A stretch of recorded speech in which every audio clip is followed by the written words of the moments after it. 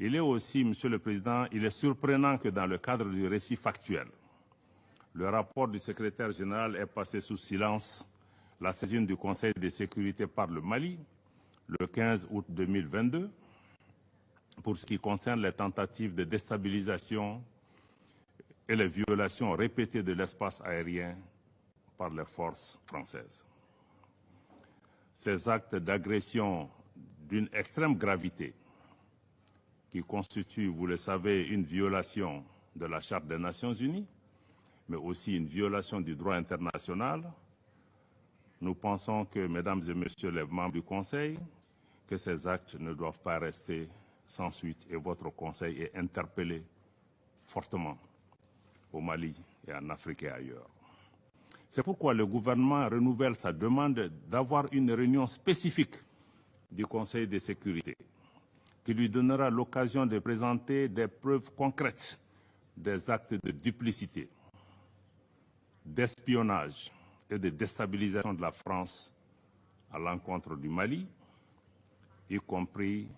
le partage de renseignements et le largage de matériel au profit d'organisations criminelles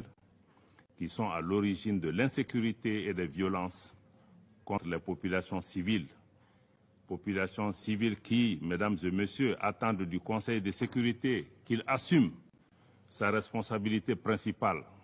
de maintien de la paix et de la sécurité internationale. Nous avons également pris à témoin, à travers cet exercice, l'opinion publique nationale et internationale qui doit être édifiée pour une fois sur les causes profondes, les facteurs qui créent l'insécurité, la déstabilisation et l'expansion du terrorisme dans le Sahel.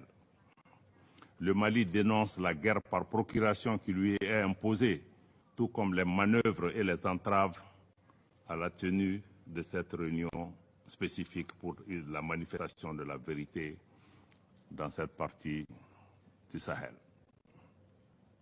En tout état de cause, le gouvernement du Mali se réserve le droit de recourir à la légitime défense, conformément à l'article 51 de la Charte des Nations Unies, mais aussi conformément à la lettre numéro 0444 MCI en date du 15 août que le gouvernement du Mali a adressé au Conseil de sécurité. Donc le Mali se réserve le droit de recourir à la légitime défense si la France continue à porter atteinte à la souveraineté de notre pays, à son intégrité territoriale et à la sécurité nationale. Sur la question des droits de l'homme, je me réjouis de la baisse constatée des cas d'atteinte aux droits humains sur la période couverte par le rapport. Cependant, contrairement à des allégations sans fondement et entretenues à dessein, les opérations militaires des forces de défense et de sécurité du Mali sont conduites dans le strict respect des droits de l'homme et du droit international humanitaire.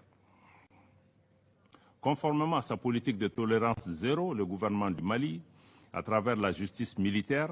a jugé plusieurs cas d'infraction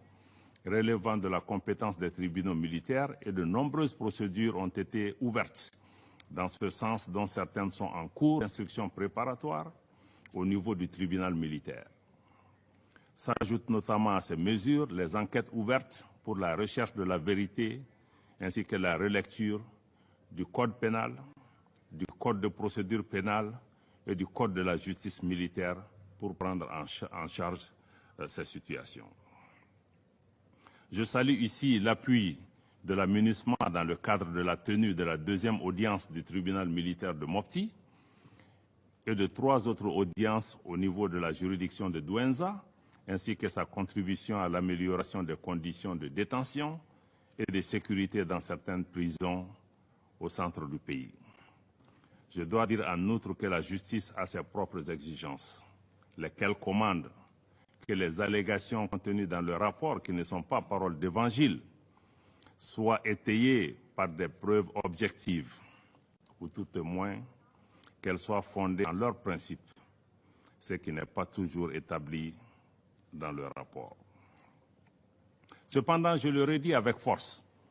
le gouvernement du Mali reste fermement opposé à l'instrumentalisation et à la politisation de la question des droits de l'homme à des fins de déstabilisation, d'intimidation ou de chantage. Au demeurant, il est tout aussi regrettable de constater que certains mécanismes des Nations Unies, mis en place soi-disant pour aider les pays en crise,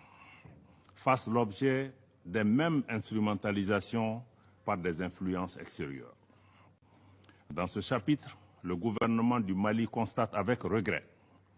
que le groupe d'experts des Nations Unies sur les sanctions concernant le Mali, créé par la résolution 2374-2017, outrepasse de plus en plus son mandat, tant dans la substance des événements à examiner que dans sa zone d'opération, qui est exclusivement limitée aux régions du nord de notre pays qui sont concernées par la mise en œuvre de l'accord.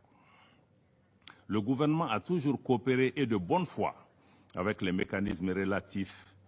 au régime des sanctions, notamment le comité des sanctions, avec lequel nous entretenons une bonne relation.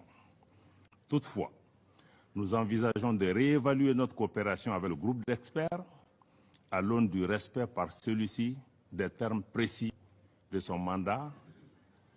Nous vous avons saisi par écrit le Conseil de sécurité par rapport à cette question.